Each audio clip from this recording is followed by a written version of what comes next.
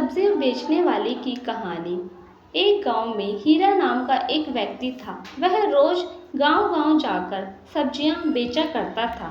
सब्जियां बेचकर वह जो भी पैसे कमाता उससे अपना घर खर्च चलाता था। हीरा अकेला ही एक व्यक्ति था। उसके पास मदद के लिए कोई अन्य व्यक्ति नहीं था। वह अकेले ही सारे काम करता और सब्जियां बेचता और सब्जियों के बदले जो पैसा मिलता उससे अपना घर खर्च चलाता। लेकिन हीरा इससे बिल्कुल भी संतुष्ट नहीं था। वह और पैसे कमाना चाहता था। हर रोज की तरह हीरा आज भी सब्जी बेचने निकल पड़ता है। वह गांव-गांव जाकर सब्जियां बेचता है और पैसे कमाता है।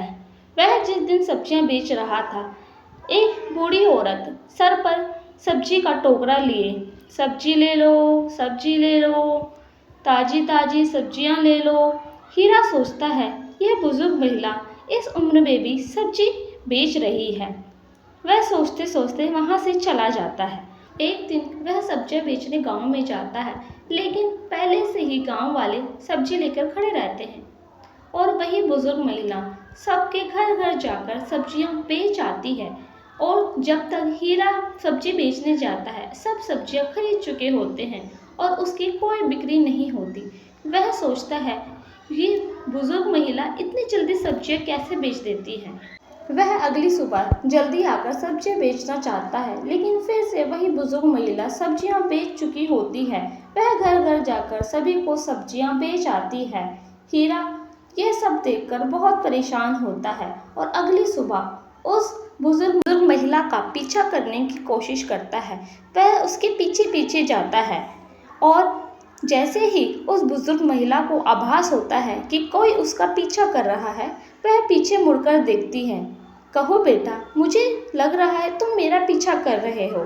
हीरा ऐसा करने पर क्षमा मांगता है और बोलता है कि आप रोज रोज इतनी जल्दी सब्जी कैसे बेच देती हैं। आपकी वजह से मेरी कोई बिक्री नहीं हो पाती, कोई मुझसे सब्जी नहीं खरीदता। आप ऐसा कैसे करती हैं? मुझे भी आप बताएं। बेटा, तुम सब्जियां कहाँ से खरीदते हो?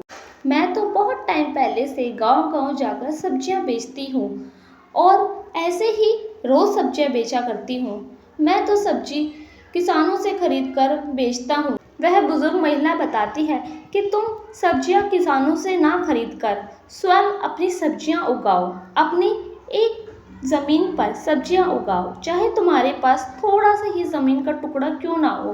तुम उसमें बीज डालकर अपनी खेती करो और स्वयं की ताज़ा सब्जियां उगाओ और फिर देखो, तुम्हारी आमदनी दिन दुगनी रात चौगुनी होगी और तुम्हें मेरा पीछा करने की कोई आवश्यकता नहीं होगी। जैसा मैंने तुम्हें बताया है, तुम वैसा ही करो। हीरा उन बुजुर्ग महिला की बातें सुनकर धन्यवाद बोलता है और उनकी इस सीख से अपनी खेती शुरू कर देता है। हीरा अपने घर जाता है। घर जाकर वह घर में रखे जितने भी प्रकार के बीज होते हैं, सभी की अपनी जितनी जगह होती है उसमें खेती करना शुरू करता है। धीरे धीरे उसकी खेती अच्छी फसलें होने लगती है। हीरा का खेत सब्जियों से भर जाते हैं। देखते ही देखते उसकी खेती एकदम बढ़िया होना शुरू हो जाती है और वह ये सब देखकर बहुत खुश होता है और वह अपने खेत से ताज़ी ताज़ी सब्जियां तोड़कर बेचना शुरू करता है। और वह जब गांव में इन ताज़ी सब्जियों को ले जाता है तो हर कोई उनकी सब्जियां पसंद करता है और वह सब्जियां बिल्कुल फ्रेश होती हैं। अब हीरा रोज अपनी खेती में इस तरह बीज बोता और ताज़ी सब्जियां उगाता और उससे उसे डबल आमदनी होती। इसे देखकर वह बहुत खुश होता है और अपने लिए जमींदार से एक ज़मीन का टुकड़ा खरीद लेता है, जिससे कि वह खेती कर सके। अब हीरा इस ज़मीन पर अपनी खेती करना शुरू करता है और देखते ही देखते उसकी खेती बढ़ने लगती है और ताज़ा ताज़ा सब्जियां उग जाती हैं। अब हीरा अपनी दुकान खोल लेता है और गांव के लोग भी हीरा की सब्जियां खरीदना पसंद करते हैं।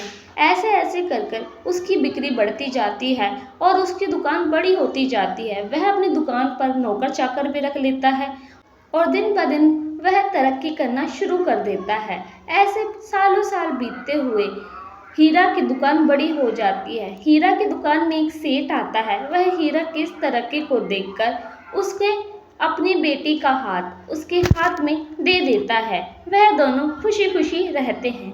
अब हीरा अपनी मेहनत से अच्छी कमाई करना शुरू कर देता है और इस कहानी से हमें यही सीख मिलती है, मेहनत का फल हमेशा मीठा होता है।